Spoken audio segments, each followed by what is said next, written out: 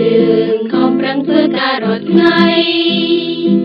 នេះទុនគេប្រវាញ់បំបត្តិសិទ្ធិសេរីកម្មករប្រុសស្រីឈឺចាំមកពួកយើងមករំគ្នាតស៊ូមកពួកយើងមករំកម្លាំងទុំលំបាកយ៉ាងណាក៏យើងនៅតែប្រឆាំងកំហឹងឆេះងុំក្នុងចិត្តភ្នំសមុទ្រដើរជាក្បួនរួមគ្នានឹងការតស៊ូគ្រប់ពេលវេលាតាមគេឈ្នះមិនខានពីចាស់ថាដឹងកឹងមួយបាច់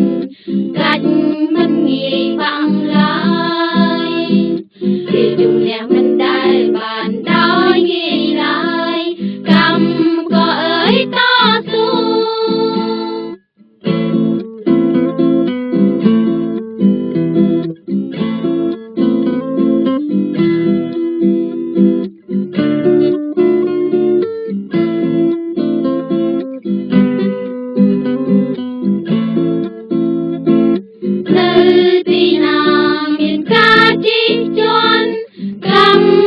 ត្រូវក្រោកឡើ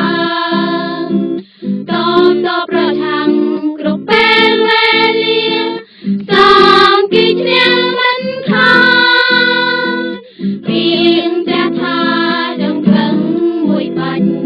កាច់មិនងាយបាំងឡើយគេជំនះមិនដែលបានដោយងាយឡើយកម្មក៏អើយតស៊ូ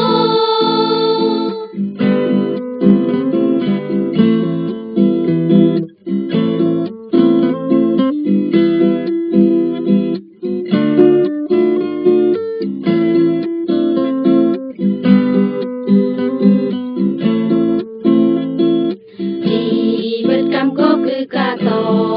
ស៊ូយើងខំប្រឹងធ្វើការរាល់ថ្ងៃនេះទុនគេប្រវាញ់បំបត្តិសិទ្ធិសេរីកម្មករប្រុសស្រីឈឺចាំម